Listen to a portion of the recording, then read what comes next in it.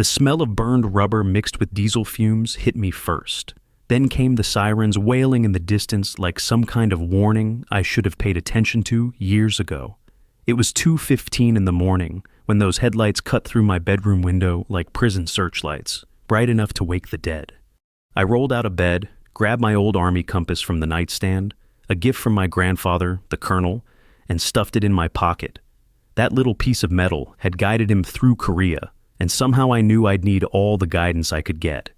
Two identical women climbed out of a white pickup truck, chains rattling in their hands like they were about to chain up a wild animal, both blonde, both in their late 40s, both wearing matching expressions of pure entitlement.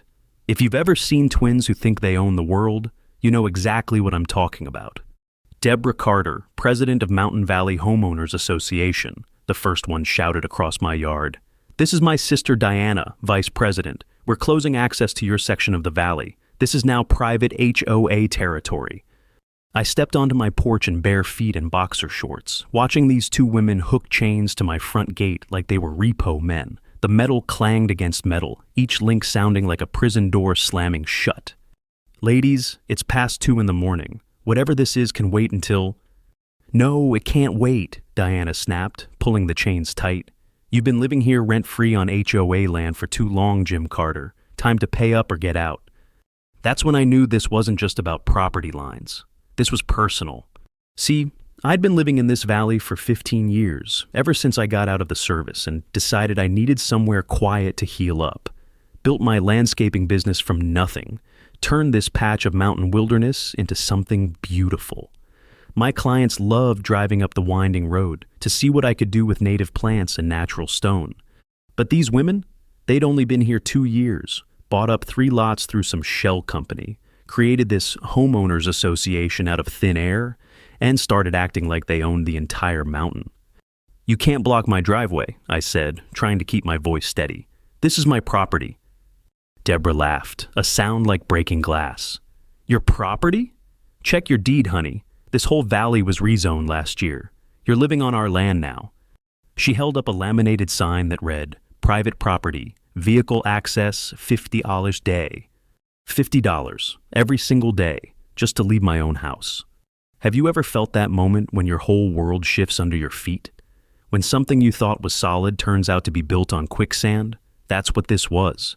15 years of building a life, and these two strangers were about to tear it down with a couple of chains and a fake sign. I'll call the sheriff, I said. Go ahead, Diana smirked. We've got all the permits. Sheriff Connor already approved the private roadway designation. They finished with the chains and climbed back into their truck.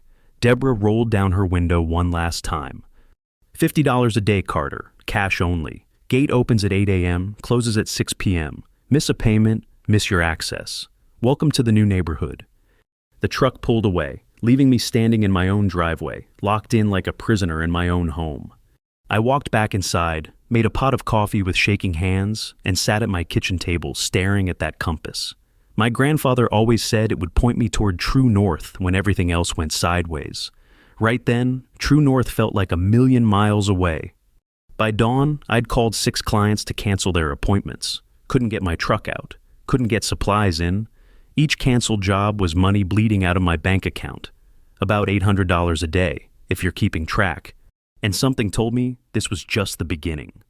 The worst part, I had no idea how deep this rabbit hole really went. The gravel crunched under Sheriff Dave Connor's boots as he walked up to those concrete barriers, like he was inspecting a piece of fine artwork. 8 a.m. sharp, just like the Carter sisters had promised, and there he was. Not to help me, but to make sure their little prison was legally sound.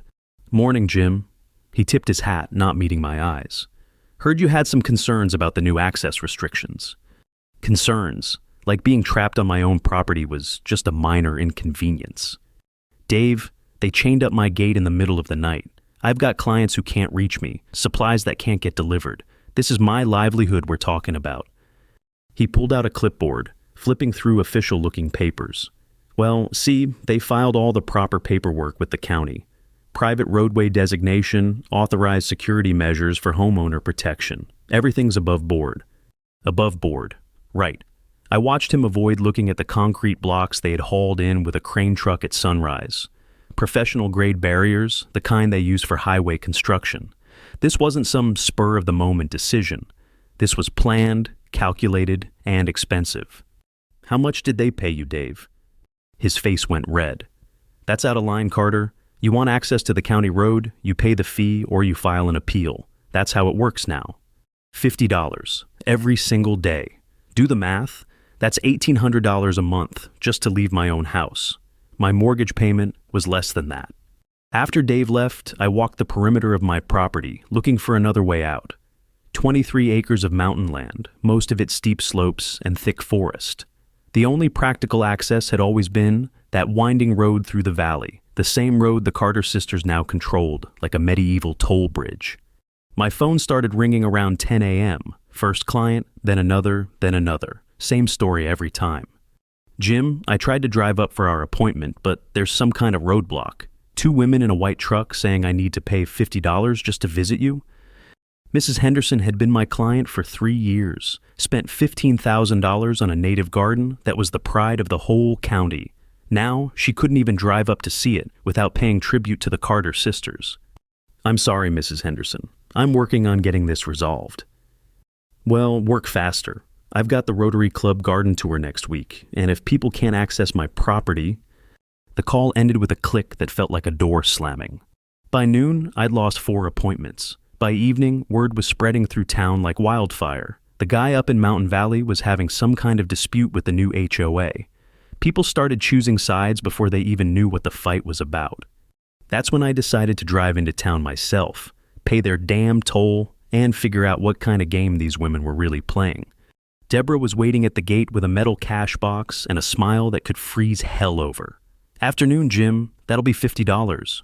I handed her the cash, watching her count it twice, like she was afraid I'd shortchanged her. You know this can't last, I said. People will figure out what you're really doing here. What we're doing is protecting property values and maintaining community standards, something this valley desperately needed.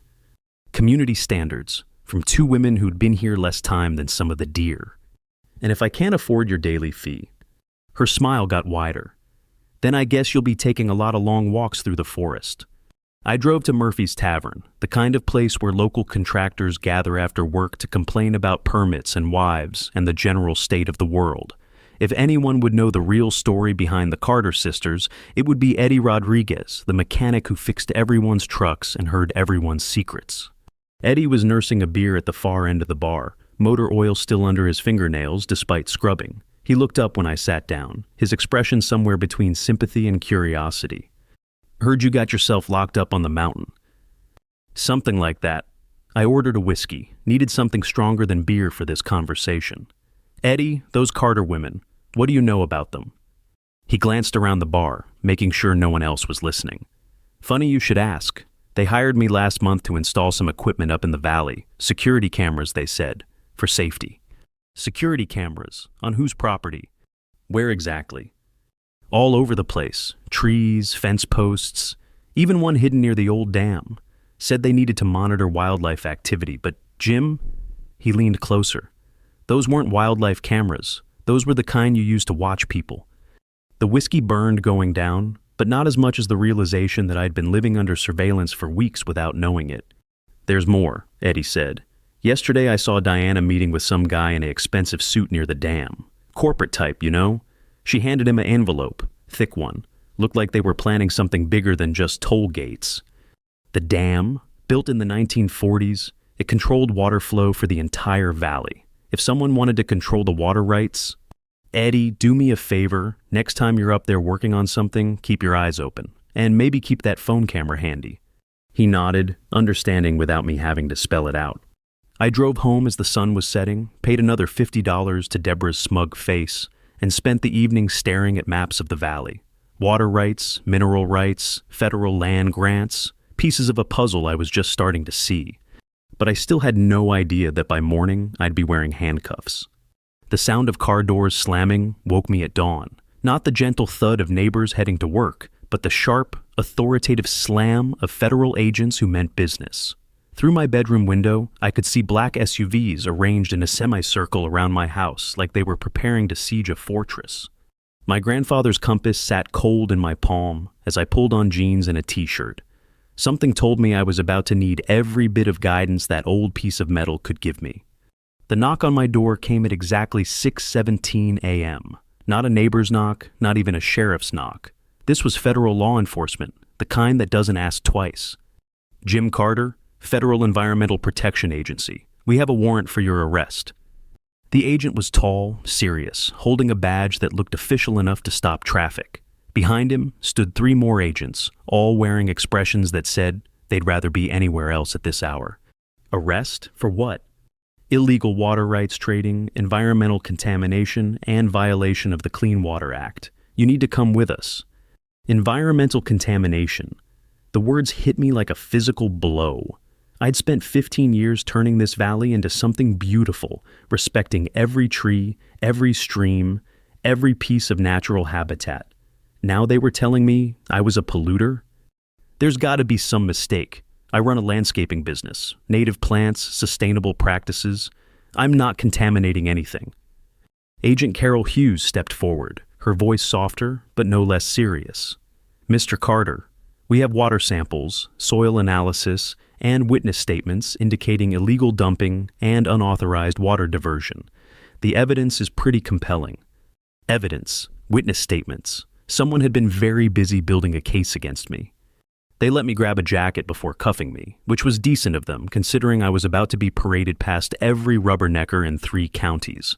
As we walked toward their vehicles, I saw Deborah Carter standing at my gate with her phone out, recording every second of my humiliation. She wasn't even trying to hide her smile. The ride to the federal building in town was the longest 30 minutes of my life. Agent Hughes sat beside me, occasionally glancing over like she was trying to figure out if I was really the environmental terrorist her paperwork claimed I was. How long have you lived in that valley? She asked. 15 years, built everything from scratch. And the water usage, the landscaping operations, all permitted. I've got every document the county ever required, plus some they didn't. I'm not stupid enough to mess with federal water laws. She made a note in her file. Well, somebody thinks you are. At the federal building, they processed me like any other criminal. Fingerprints, photos, the whole humiliating routine. The charges were serious enough to make my head spin. $50,000 bail, pending environmental impact assessment, immediate cease and desist order for all business operations. $50,000, money I didn't have, for crimes I didn't commit, based on evidence I'd never seen. My one phone call went to Tommy Walsh, the only lawyer in town who'd handled anything more complex than divorce papers and drunk driving cases. He arrived looking like he'd rather be anywhere else, which wasn't exactly confidence-inspiring. Jim, I gotta be honest with you. Environmental crimes aren't my specialty. These federal boys, they don't mess around. Tommy, I didn't do any of this. Someone's setting me up. Maybe so, but proving it's gonna cost more than I think you can afford. These EPA investigations, they can take years, cost hundreds of thousands in legal fees. Years. While my business died, while my reputation crumbled, while the Carter sisters tightened their grip on the valley. He managed to arrange bail through a bondsman, but the conditions were brutal. No contact with my property without federal supervision, no business operations, no access to the valley except through official channels. And those official channels, they all ran through the Carter sisters' toll gate. By the time I walked out of that federal building, the story had already hit the local news. Local businessman arrested on environmental charges. The reporter made it sound like I was some kind of toxic waste dumper, destroying pristine wilderness for profit. My phone started ringing immediately, clients canceling contracts, suppliers demanding payment for outstanding orders, the bank wondering about my ability to make mortgage payments now that my business was shut down. Have you ever watched your entire life collapse in real time? It's like watching a controlled demolition, where every support beam gets cut with surgical precision until the whole structure just falls into its own footprint. I drove to Murphy's Tavern, needing answers more than alcohol. Eddie Rodriguez was there, looking nervous as a long-tailed cat in a room full of rocking chairs. At Jesus, Jim, heard about the arrest. That's some serious stuff they're saying about you. It's all lies, Eddie. Someone fed the feds false information. Question is, who benefits from getting me out of the valley? He glanced around the bar, then leaned closer. About that meeting I saw yesterday, The guy in the suit? I did some asking around. Word is he represents Aqua Dynamics Corporation. Big water rights company out of Denver. Aqua Dynamics, a company that bought up water rights from struggling landowners, then sold them to developers and agriculture corporations for massive profits. They're after the valley's water rights, I said, the pieces starting to click together. That's what I'm thinking, but Jim, there's something else. Those cameras I installed, I kept copies of the footage just in case there were any warranty issues with the equipment. He pulled out his phone, scrolled through some files, then showed me a video. Diana Carter, clear as day, meeting with the suit near the dam. But this time, I could see what was in that envelope she handed him. Water analysis reports, soil samples, documents that looked exactly like the kind of evidence the EPA would need to build an environmental case. Fake evidence, manufactured to destroy my business and my reputation. Eddie, can you get me copies of all those camera files? Already done. Figured you might need them. He handed me a flash drive. But Jim, be careful who you trust with this. If they're willing to frame you for federal crimes, they won't hesitate to come after anyone helping you. I pocketed the drive, feeling like I was holding dynamite with a lit fuse. Because now I knew what the Carter sisters were really after, and I was pretty sure they'd kill to get it. The flash drive felt like a lead weight in my pocket as I sat in my truck outside the federal building, watching Agent Hughes walk to her car. She moved like someone carrying doubts, checking her phone twice, glancing back at the building like she'd forgotten something important. That's when I made a decision that would either save my life or destroy what was left of it. "Agent Hughes!" I called out, jogging across the parking lot. "Can I have 5 minutes?" She turned, hand instinctively moving toward her weapon. Federal agents don't like being approached by suspects in parking lots, especially ones facing environmental crimes. "Mr. Carter, you shouldn't be talking to me without your lawyer present. My lawyer doesn't know what I know, and what I know might change everything about your case." She studied my face for a long moment, probably trying to decide if I was desperate enough to be dangerous or just desperate enough to be useful. 5 minutes in my car. And if this is some kind of attempt to influence an ongoing investigation, it's not. It's about the truth. We sat in her government sedan, air conditioning humming, while I pulled out the flash drive. The footage was crystal clear. Diana Carter, the Aqua Dynamics representative, and documents being exchanged like pieces in a chess game I was just starting to understand. "Where did you get this?" Hughes asked, but she was already leaning forward, studying the timestamp. "Security cameras installed around the valley. The same valley where someone supposedly collected water samples proving I'm an environmental criminal." She played the video 3 times, making notes I couldn't see. When she finally looked up, her expression had changed from federal agent to someone who just realized she might be part of a setup. "Mr. Carter, I need you to understand something. The evidence against you, water samples, soil analysis, witness statements, it all came through official channels. EPA-certified labs, chain of custody documentation, the works. Official doesn't mean honest." "No, it doesn't." She ejected the drive, holding it like it was radioactive. "But this video, it's not enough. Corporate representatives meet with property owners all the time. Could be completely legitimate business. At 6 in the morning, by a dam, exchanging envelopes full of what look exactly like lab reports." She was quiet for a long time, staring through the windshield at nothing. Finally, "What do you think is really happening here?" "I think Aqua Dynamics wants to buy water rights for the entire valley, but they can't do it while I'm there, running a successful business, proving the land can be developed responsibly. So, they needed me gone." "And the Carter sisters?" "A front operation. Create a fake HOA, control access, make life impossible for existing residents until they sell cheap. Then Aqua Dynamics swoops in with corporate development dollars." Hughes started the car.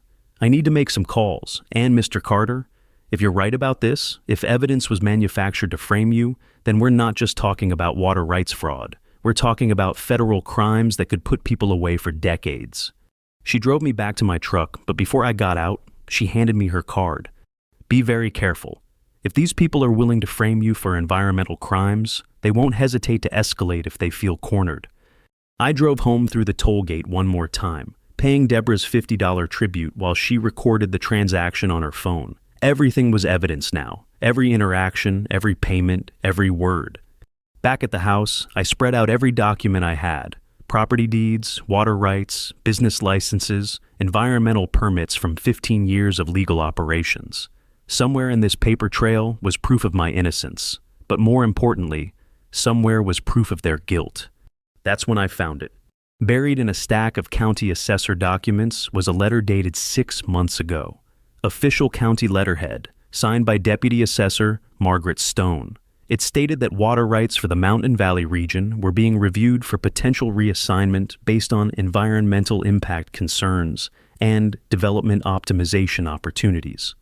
6 months ago, before the Carter sisters bought their properties, before they created their fake HOA, before they started collecting $50 tolls and recording my every move.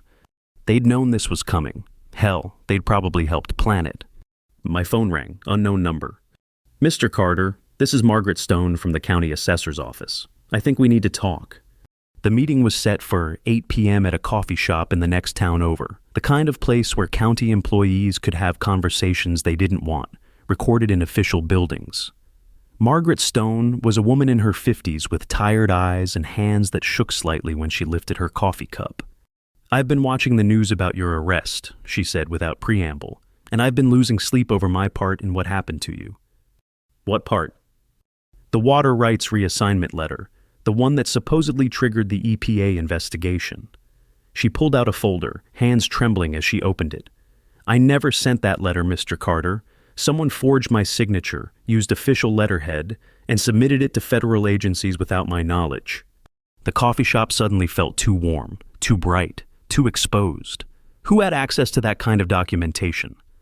That's the thing. Only 3 people in the county had the security clearance to generate that paperwork. Me, my supervisor, and... She paused, looking around nervously. "And the private consulting firm we hired last year to digitize our records." "What consulting firm?" "Mountain Valley Development Solutions, a company owned by..." She didn't need to finish. I already knew. "The Carter sisters." She nodded. "They had access to every property record, every environmental permit, every water rights document in our system. They could have manufactured whatever evidence they needed to build a case against you." Outside, a car pulled into the parking lot. White pickup truck, 2 blonde women inside. The Carter sisters had found us. Margaret Stone saw them too. Her face went pale. "Oh God, they've been watching me, following me." The truck sat there idling, like predators deciding whether their prey was worth the effort. Then, slowly, it backed out and drove away. But the message was clear. We were all being hunted now. And tomorrow, I had a feeling the real war was going to begin. The sound of Margaret Stone's phone buzzing cut through the coffee shop's evening quiet like a chainsaw. She glanced at the screen, and whatever she saw there made her face go from pale to ghostly white. "They know," she whispered, showing me the message. "Anonymous text. Says they have photos of us meeting, and if I don't keep my mouth shut, those photos go to my supervisor along with accusations of evidence tampering." Evidence tampering. The irony would have been funny if it wasn't so terrifying. "Margaret, you need to get somewhere safe. Family, friends, somewhere these people can't find you." She was already gathering her papers, hands shaking so badly she could barely hold them. "What about you? If they're threatening me just for talking to you?" "I'm already dead in the water. Federal charges, business destroyed, reputation ruined. They can't do much worse to me than they've already done." But I was wrong about that. They could do much worse, and they were about to prove it. The drive home felt different this time. Every shadow could hide a watcher. Every car on the road could be following me. The Carter sisters had turned my entire world into a surveillance state, and I was just beginning to understand how deep their web reached. Back at the house, I spread Margaret's documents across my kitchen table, next to Eddie's video footage and my own property records. 3 different threads of the same conspiracy, all pointing toward Aqua Dynamics and their plan to steal water rights from an entire valley. That's when my computer chimed with an email notification. The sender was listed as a friend. The subject line read, "You're asking the right questions." Inside was a single attachment, a corporate filing document from the Colorado Secretary of State's office.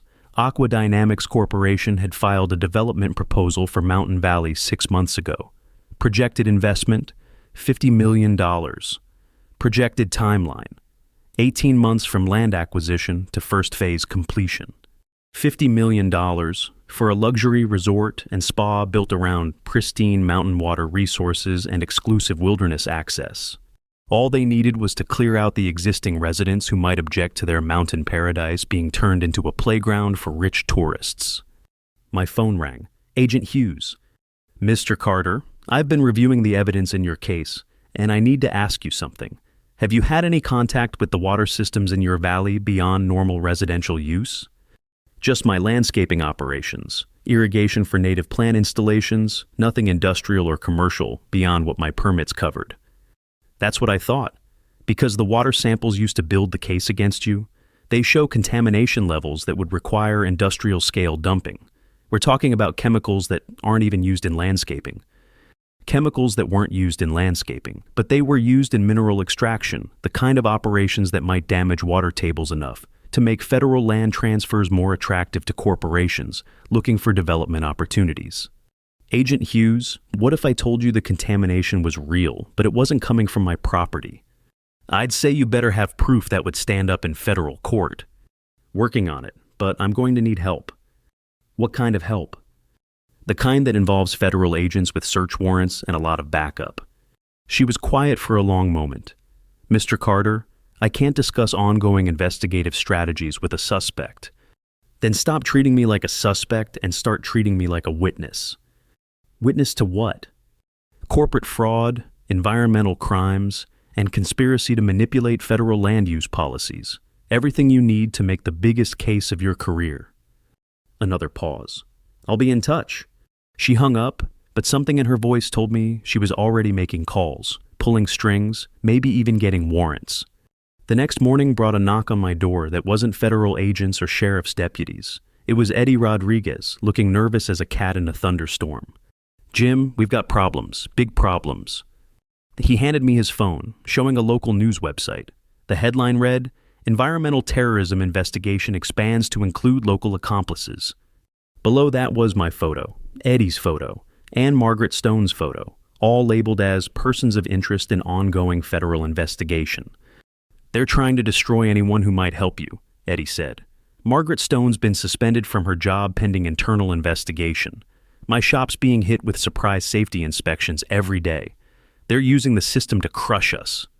Have you ever felt like you were drowning, but every time you reached for help, the people trying to save you got pulled under too? That's what this was. The Carter sisters weren't just coming after me anymore. They were scorching the earth around me, making sure no one would risk helping. Eddie, you should stay away from me. This is getting too dangerous. Screw that. I've been thinking about what you said about corporate water rights. My cousin works for the state environmental office. I asked him to run some unofficial tests on water samples from different parts of the valley. He pulled out a manila envelope. Jim, the contamination isn't coming from your property. It's coming from upstream, near the old mining claims above the dam. And it's recent. Last 6 months, maybe less. 6 months, right around the time Aqua Dynamics started their development planning. Someone's been dumping industrial chemicals upstream to create the environmental emergency they needed to justify federal intervention. I said, the pieces finally clicking into place. That's not the worst part. My cousin says the contamination signature matches chemicals used in mineral extraction, specifically the kind used to extract rare earth elements. Rare earth elements, the stuff used in computer chips, electric car batteries, solar panels, worth more per pound than gold. And Mountain Valley was sitting on a deposit that could be worth billions. Aqua Dynamics wasn't just after water rights, they were after mining rights, and they were willing to poison an entire valley to get them. My grandfather's compass felt warm in my pocket as I stared at Eddie's evidence. True North was finally coming into focus, but the path there led straight through hell. Eddie, I need you to get those water samples to Agent Hughes, and then I need you to disappear for a while. Because tomorrow I'm going to do something that's either going to end this war or get us all killed. But first, I had to survive the night. The sound of gravel popping under boots woke me at 3 a.m. Not the casual crunch of someone walking up a driveway, but the deliberate measured steps of people who didn't want to be heard but couldn't help themselves on loose stone. I rolled out of bed, grabbed my grandfather's compass, and moved to the window. 3 figures in dark clothing were spreading out around my house, flashlight beams cutting through the darkness like searchlights. Professional, coordinated. Definitely not the Carter sisters' usual style. My phone had no signal. Landline was dead. They'd cut me off from the outside world before making their move. The smart thing would have been to hide, wait them out, hope they'd just search the place and leave. But 15 years in this valley had taught me something about fighting for what's yours. Sometimes you have to meet trouble head on. I slipped out the back door, moving through shadows I knew better than anyone. 23 acres gives you a lot of options when you need to disappear, especially when you've spent years learning every tree, every rock, every hiding spot on your own land. The first guy was checking my workshop, flashlight beam sweeping across tools and equipment, like he was looking for something specific. When he turned away from the window, I was there. Looking for something? He spun around, hand going for something under his jacket, but I was already moving. 15 years of physical labor keeps you in shape, and 20 years in the Army teaches you how to end fights quickly. He went down hard, flashlight spinning across the ground, beam painting crazy shadows on the workshop walls. Before he could shout for help, I had his radio and his weapon, a professional-grade tactical pistol, not something you buy at the local sporting goods store. Who sent you? He just glared at me, blood running from his nose. Professional. These weren't local thugs the Carter sisters had hired. This was corporate security, the kind that disappears people who ask too many questions. The radio crackled. Charlie team, report status. Yeah, I keyed the mic. Charlie team is down, and whoever's listening, you picked the wrong valley to start a war in. The response was immediate. All teams, target is armed and hostile. Converge on workshop location. Armed and hostile, like I was the one who'd broken into someone's property in the middle of the night. I moved through the forest, using game trails I'd walked 1,000 times. The other two were good, but they were working unfamiliar terrain in the dark. I had the advantage, and I intended to use it. The second guy was easier. He was focused on his radio chatter, trying to coordinate with his unconscious partner when I stepped out of the tree line behind him. Federal agents are on their way, I said, weapon trained on his center mass. You might want to consider whether whatever they're paying you is worth federal kidnapping charges. This one was smarter than his partner. Hands up, no sudden moves, calculating eyes trying to figure out if I was bluffing about the federal agents. You don't understand what you're messing with, he said. This is bigger than you, bigger than your little valley dispute. Enlighten me.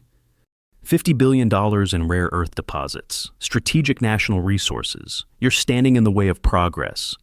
50 billion, not 50 million like the resort development proposal. 50 billion in mining rights. Enough money to buy politicians, judges, entire government agencies. And the Carter sisters?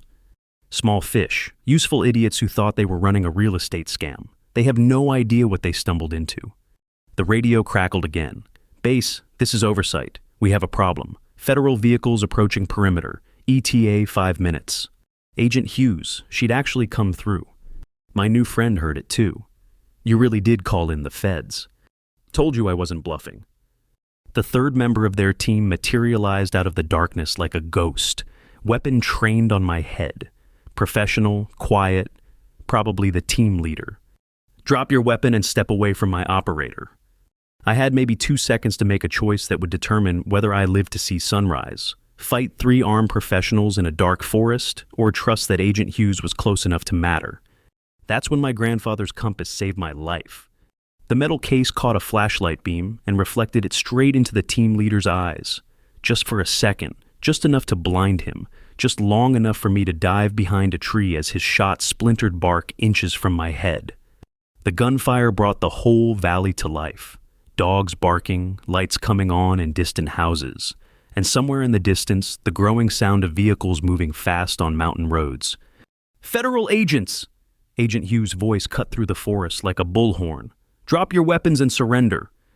The corporate security team melted back into the darkness like they'd never been there. Professional extraction, leaving no trace except unconscious Charlie team member zip-tied to my workshop door. Agent Hughes found me 20 minutes later, sitting on my porch steps with my grandfather's compass in my hands, watching federal agents process a crime scene that looked like a war zone. Mr. Carter, are you injured? Just my faith in corporate America. She sat down beside me, holstering her weapon. We found the mining operation upstream, industrial chemical dumping, unauthorized excavation, enough environmental violations to shut them down for decades. And we found something else. What? Corporate communications between Aqua Dynamics and a dozen government officials, bribes, payoffs, promises of campaign contributions. This goes all the way to Washington. $50 billion, enough to corrupt anyone, buy anyone, destroy anyone who got in the way. What about the Carter sisters? In federal custody. Turns out they really were small fish, hired by Aqua Dynamics to create the HOA distraction while the real operation happened upstream. They thought they were running a land grab scam, never realized they were part of a corporate conspiracy. I looked at the compass in my hands, thinking about my grandfather fighting his way across Korea, probably never imagining his grandson would need the same kind of courage just to keep his own home. So what happens now? Agent Hughes stood up, brushing dirt off her pants. Now you get your life back. Federal charges dropped, business licenses restored, reputation cleared. Aqua Dynamics faces federal prosecution for environmental crimes, bribery, and conspiracy. Your life back, like it was something that could be returned to you wrapped in a bow. But some things, once broken, never quite fit together the same way again. The smell of fresh coffee and morning frost hung in the air as I stood on my porch 6 months later, watching the sunrise paint the valley in shades of gold and amber. The concrete barriers were gone. The toll gate was gone. The Carter sisters were serving federal time in a minimum security prison in Colorado. But the valley felt different now, quieter, lonelier. My phone rang. Another client wanting to discuss a landscaping project. Business was actually better than ever. Federal court had awarded me damages that covered my legal fees, lost income, and then some. The local paper had run a series about the Mountain Valley hero who'd taken on corporate corruption and won. Hero, right. Agent Hughes had been right about getting my life back, but she'd been wrong about one thing. You can't just return a life like it's a library book. Some of it gets damaged in the handling. Margaret Stone had moved to Arizona, taking early retirement rather than deal with the investigation into how Aqua Dynamics had infiltrated county records. Eddie Rodriguez still fixed everyone's trucks, but he'd installed security cameras around his shop and kept a loaded shotgun behind the counter. Trust, once broken, doesn't heal easy in small communities. The hardest part wasn't the corporate conspiracy or the federal charges or even the armed men in my forest. The hardest part was learning that half my neighbors had been ready to believe I was an environmental criminal based on nothing more than official-looking paperwork and the word of two strangers. Have you ever won a fight but lost something more important than the victory itself? That's what this was. I walked over to my workshop, where I kept my grandfather's compass in a place of honor next to his service photo. That piece of metal had literally saved my life, reflecting light at exactly the right moment to blind a professional killer. But more than that, it had pointed me toward true north when everything else was spinning out of control. True north wasn't just about direction, it was about doing the right thing when doing the right thing could get you killed. The irony wasn't lost on me. Aqua Dynamics had tried to frame me for environmental crimes while they were committing environmental crimes on an industrial scale. They'd accused me of contaminating the very water they were poisoning. They'd used my love for this valley against me, turned it into a weapon to destroy my reputation and my livelihood. But here's what they didn't understand about mountain people. We don't fight because we like fighting. We fight because some things are worth fighting for, even when the odds are impossible and the cost is everything. My phone buzzed with a text from Agent Hughes. The federal trial was starting next week. Aqua Dynamics executives, the Carter sisters, corrupt officials from 3 different agencies, $50 billion in illegal mining rights, environmental destruction, bribery, conspiracy. The biggest corporate corruption case in Colorado history. And I was the star witness.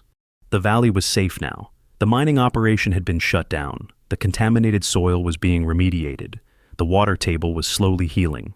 Aqua Dynamics would pay hundreds of millions in environmental cleanup costs and punitive damages. Justice, served cold but served complete. I poured another cup of coffee and sat down on my porch steps, listening to the silence that had replaced the sound of machinery and corporate security teams. It was peaceful, but it was also empty. 3 families had moved away during the crisis, unable to handle the stress and uncertainty. The community that had existed before the Carter sisters arrived was gone, replaced by something smaller and more fragile. Would I do it again, knowing what it would cost? Knowing that winning meant losing something else, something harder to define, but just as important? I pulled out my grandfather's compass one more time, watching the needle find its direction with mechanical certainty. True north, always true north, no matter what storms tried to knock it off course. Yeah, I'd do it again. Because some fights choose you, whether you want them or not. And when corporate criminals target your home, your livelihood, your community, you don't get the luxury of walking away. You fight with everything you have, pay whatever price the fight demands, and hope that what you save is worth what you sacrifice. The valley was worth it. The principle was worth it. The idea that ordinary people can still stand up to corporate corruption and win, that was worth it too. Even if winning felt a lot lonelier than I'd expected. But that's a story for another day. Right now, I had work to do. Native plants to install, sustainable landscapes to create, a business to rebuild from the ashes of corporate sabotage. And somewhere out there, another David was probably squaring off against another Goliath, wondering if one person could really make a difference against impossible odds. Trust me, you can. You just have to be willing to pay the price.